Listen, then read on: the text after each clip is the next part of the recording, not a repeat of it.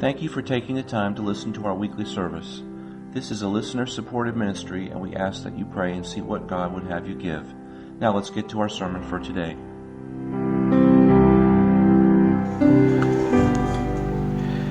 Okay, this morning I want us to take another look at faith and what is required for us to use it.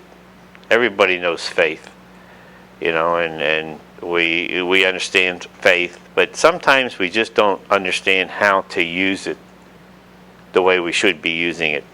And the Jews in the Old Testament, I came across something a while back, and I played with it, but I've never preached on it, and I decided to go ahead and study it out. But in Joshua chapter 3, oh, by the way, if you see on your paper, no, we'll just stay in Joshua chapter 3, other than that one verse. We're going to come back and read other verses in there. So don't close up on Joshua chapter 3 after we read the first verse 13.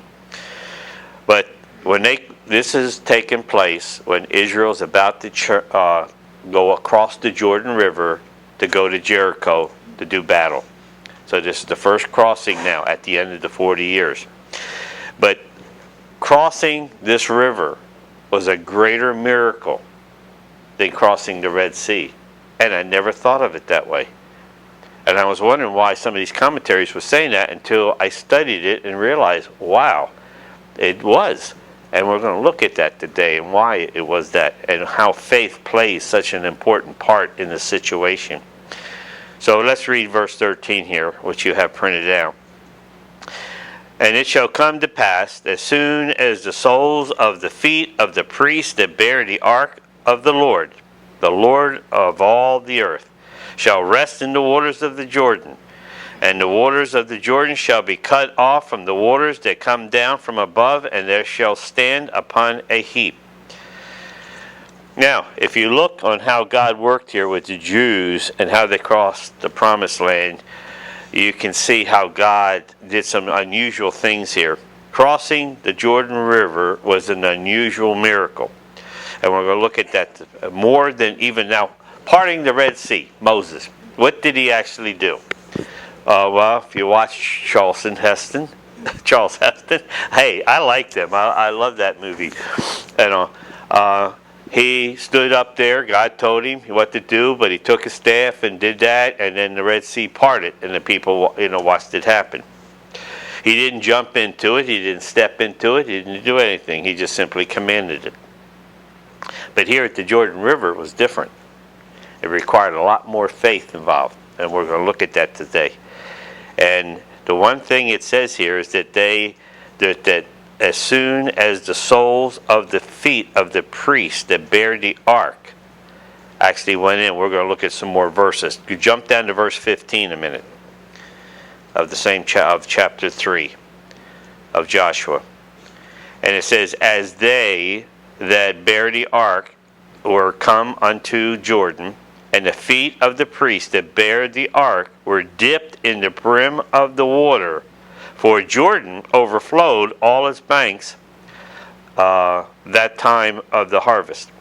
And the waters were come down from above, rose up upon a heap, very far from the city of Adam. And that is Zaretan, if I pronounce that right, and those that came down towards the sea of the plain. Even the salt sea failed and were cut off, and the people passed over the right against Jericho.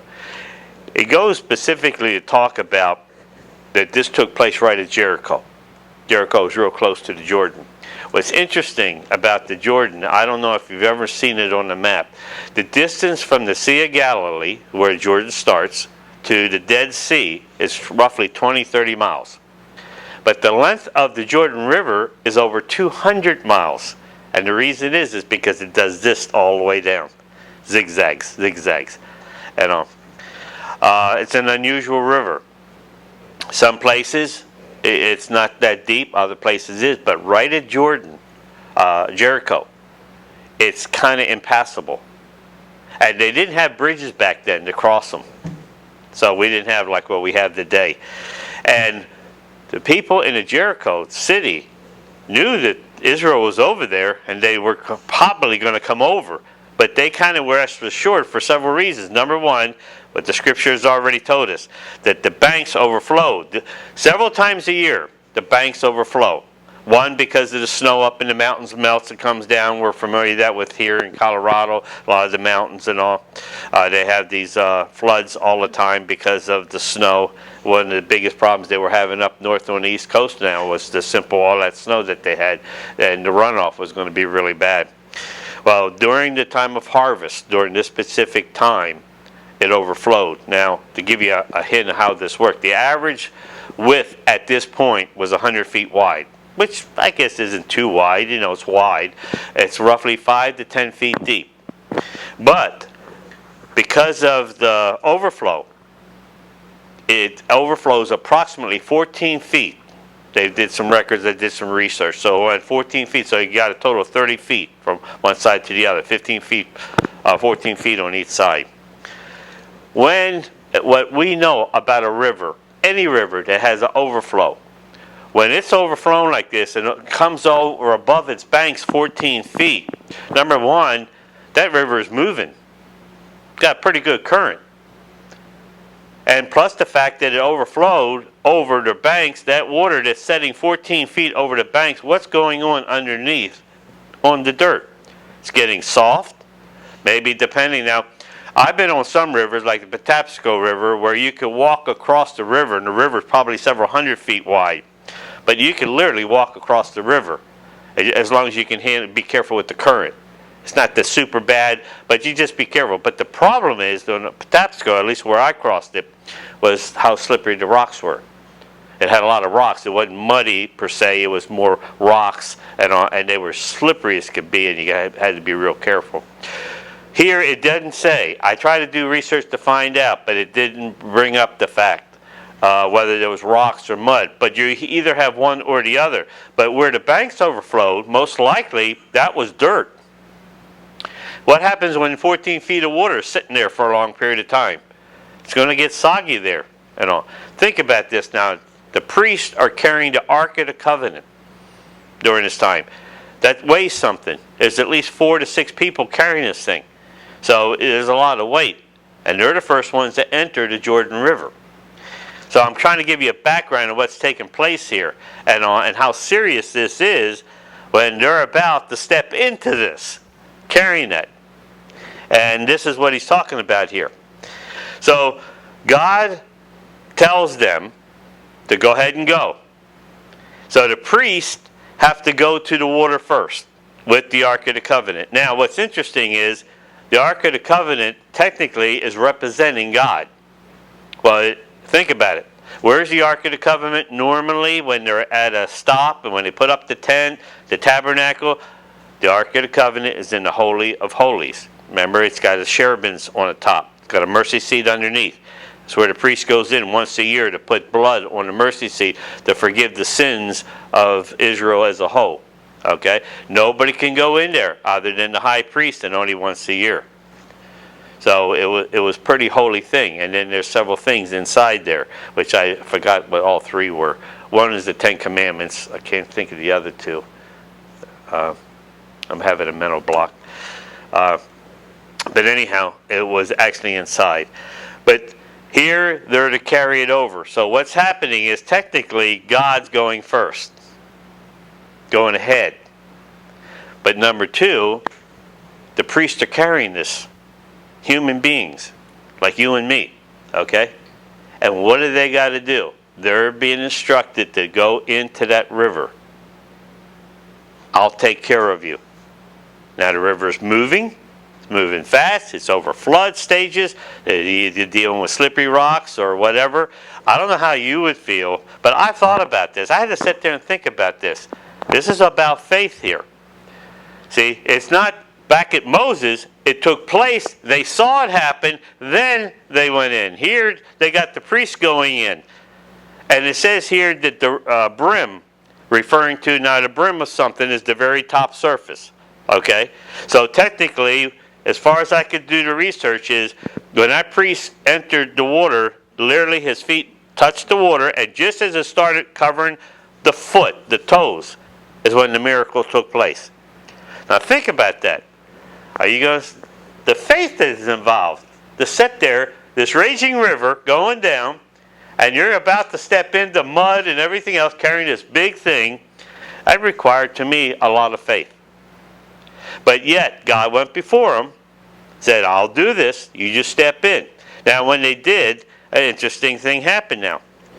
Well, let's put it this way. Think about how God tests us. And I've talked to you about God testing us all the time. Testing our faith and all that. God says, you go in there, but let's face it, he waited till the foot entered the water before he performed the miracle. Why? He could have did it before they got there. He's testing again. Constantly testing, make sure. Now, so he could have done it sooner, but he didn't. He waited just to test their faith. And then the Jordan, again at flood stage. Now what's interesting is, it says that it was backed up and heaped at Adam, city of Adam. It is approximately roughly 20 to 30 miles upstream. Now here's the interesting thing. They didn't see the blockage or the dam. You can't see 30 miles upstream up there. So they don't see it. All they see is the water stopped. Now I got to thinking. Now they finally walk in. Now it says also that they walked, well, look in verse 17. Look in verse 17 now. And the priest that bare the ark of the covenant of the Lord stood firm on dry ground in the midst of the Jordan, and all the Israels passed over on dry ground until all the people have passed, cleared over the Jordan. Now we're talking about several 100,000 people crossing this Jordan. They didn't go one by one following each other. It had to be a vast thing. So number one, let's just say 20 miles upstream is where the dam takes place. God stops the water there. Says it came a heap. From there down, it's dry. So apparently they went over whatever. Crowds just went over there. So they're walking crowd. Now I don't know about you, but this is kind of, I have to think how I would feel right now if I was doing this. Now, the Ark of the Covenant is in the middle of the stream the whole time. The moment they walked in, they stayed in the middle, holding the ark the whole time until everybody passed over. So now, let's just say I'm some of the people passing over. Here's kind of what I was thinking about. I get in there and go, man, this is really cool. You know, isn't this wonderful? And as soon as I get off out of the stream, I'm going, well, I'm safe now. You know, there's no chance of something coming. And I got to thinking, what about the priest? They're standing in the mist. And I kept thinking, if I was the priest, what would I be doing? I said, here's the first thing pops to my mind. I keep looking upstream. How many here know what it's like if you're downstream where you cannot see a dam and a dam breaks? Something happens downstream that gives you an indication. Does anybody happen to know? I learned this a long time ago. The water starts bubbling. I don't know how it all starts, why it does that. But if you don't know it broke, the water will bubble. You'll see it in the stream will start bubbling. I don't know why that happens. Is it? But I've learned that a long time ago. And the first time I went to the Dragon, we went by way of down the Fontana Dam. And when you go down that river at the bottom, going down it, it's so calm, so nice. And I sat there, and the whole time I'm down there, I'm going, boy, I hope I don't see a bubble any place. But it's so calm. It's not a raging river. It's calm and nice. Probably deep, too. I don't know. But this is interesting. And when I think about this, what's taking place here, the amount of faith that's there, especially with the priest. Because I know, if you're like me, how many times have we had victory in something where we've used our faith, and then the next time something happens, what happened to our faith? We're going boo-hoo, wah, wah, wah, you know? And yet, they're sitting there the whole time. Now, I don't know what they're thinking, but I'm just telling you what I would be thinking. And I wonder, would they be thinking like me? I don't know. Which reminds me of a story. I'm just going to paraphrase it real quick. When the father went to Jesus to have his son healed, he said, "Would you heal my son?" And Jesus says, "Do you have faith?" And he says, "Yes, I believe, but help my unbelief." And I can't tell you how many times I pray that prayer to God, because I believe, I know He can do things, but sometimes it just doesn't seem like something's happening. And so I keep praying to God, help my unbelief someplace. I have yet to have the grain of a mustard seed to where I can tell that mountain move from there over to there. See, my faith, I got to keep working and growing. Not that I may achieve that, but and again, I got to be in God's will when I do that. I'm going to give you a weird, wild illustration, but I'm hoping it will drive you home to help you think about something. What the priest went through. What if God spoke to one of us right now, and we clearly knew that this was totally of God? There was no doubt that God wanted you to do that. One person. And God says, "I want you to come up here. I want you to run real quick and jump through this wall." Okay? I know it's kind of ridiculous, but let's just use that. Just say this actually happened, and God really wanted that person to jump through that wall. Now here's what the priest did, and this is what God would expect us to do. This is solid. I'm going to run into the wall and bounce off of it. But God told me to do it, so I know it's God's will. So what do I have to do? I literally got to run and jump. And at the moment after I jump, it's God's, either I'm going to go through like a ghost, or the wall's going to crumble apart, and I'm going to go through it without stopping. I'm not going to hit the wall and bounce off. That's what he did with the priest. If you get right down to it, that's exactly what he did. It was an unusual miracle compared to the Red Sea, where it was all done. Then they all went in. Moses didn't step in, the children didn't step in, the priest didn't step in. Here, God did something different. And it's a lesson for us to learn. Sometimes we don't know. And the priests had to do something. They had to carry. And the neat thing was, and the next miracle is the fact that just because you block something for water doesn't mean you're going to be walking on dry ground. And yet they all walk. And think of several 100,000 people were walking across this. I don't know how long it took, but it had to take a while. And that means the priests were sitting in that stream all that time. And I keep wondering whether they kept looking upstream every once in a while. Hey, we're all human, are we not? So that's why I think they may have at least thought about that too. Yes, Lord, I believe, but I'll keep looking up there every once in a while, you know.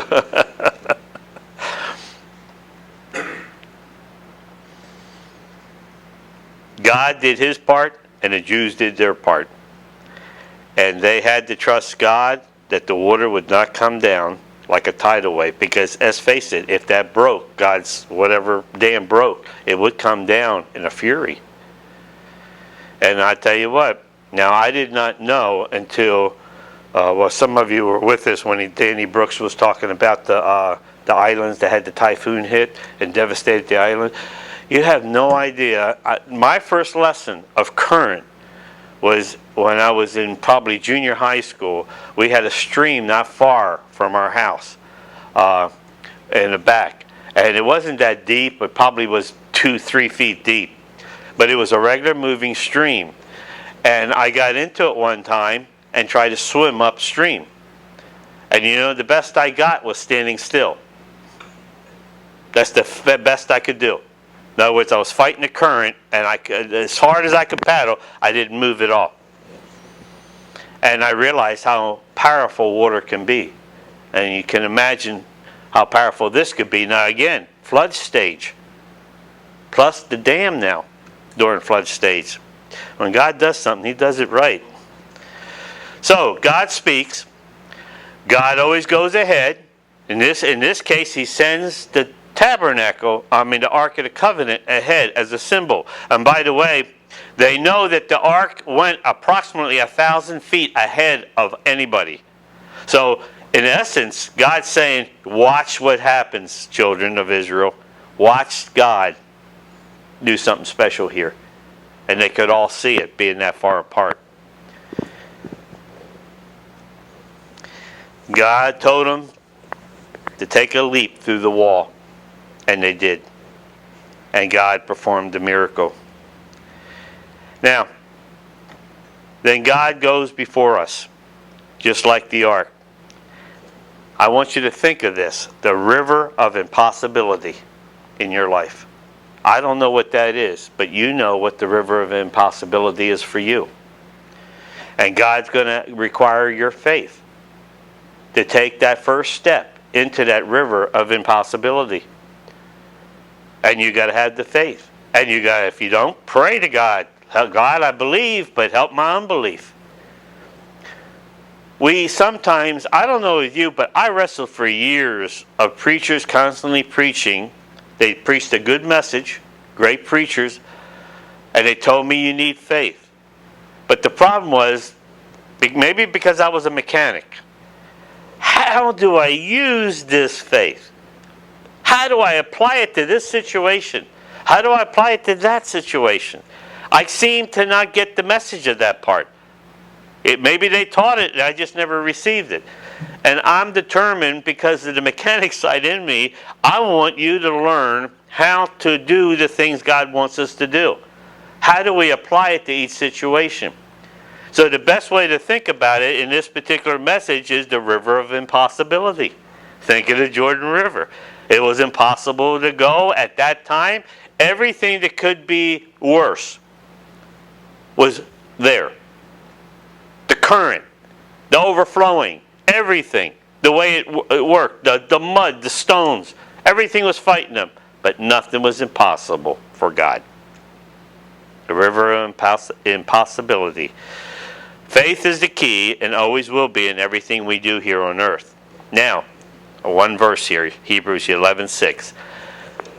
This is a verse that you put on your refrigerator and you learn it until you have it down by heart. And some of you may already have it down. It says, but without faith it is impossible to please him. For he that cometh to God must believe that he is, and that he is the rewarder of them that diligently seek him. It's impossible for us to ever please God unless we use our faith in our lives. And that we understand who he is and believe that he is who he says he is. And that's what he's saying here. And the best part about it is, when you start doing that, God says, I'm going to reward you for your efforts, for believing in me and taking a giant step into the river of impossibility. And like God has in the past, and every one of you can give me a testimony of this, is he always waits to the last minute for most things. Occasionally, I have had a couple times where God actually did. God actually answered. I always say he answered a prayer before I prayed it. I never prayed the prayer, but I was going to pray the prayer, but God gave me the answer of the prayer I would have prayed. But it's very rare. Very rare. Most of the time, he's going to test us. God makes the impossible possible. And we can never stop thinking about that. We got to keep that in our minds. That God said it's impossible to please him without faith. And the key at the bottom of the verse says, for those that who diligently seek him. It's not getting up once in a while when I happen to have time today. I'll go ahead and pray, or I'm going to read my Bible and all that. I got too busy a day. I'll put it off to tomorrow. That's not diligently seeking God. Diligently is when he's first, and your work and your family and everything else is second.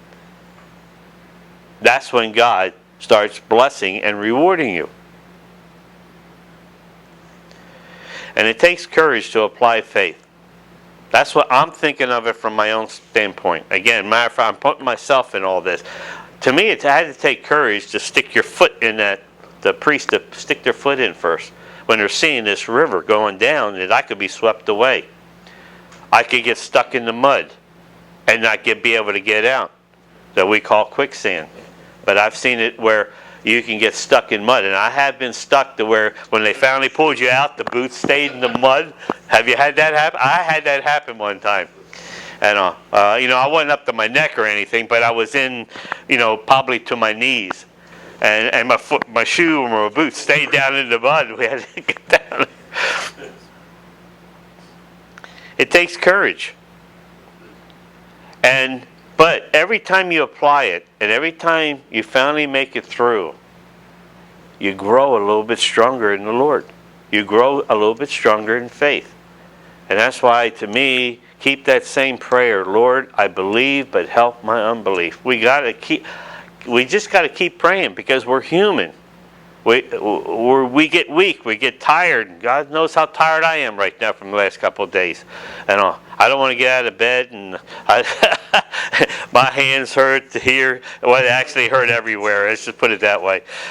And I've taken more ibuprofen in 3 days than I have in the last year and a half. And the stronger we get, hopefully, the quicker we will apply our faith to the next situation when it comes. Let's pray. We pray that we have been a blessing to you. For further assistance, call us at 864-270-1472 anytime. Send email to info@stlmm.org or visit our website at www.stlmm.org.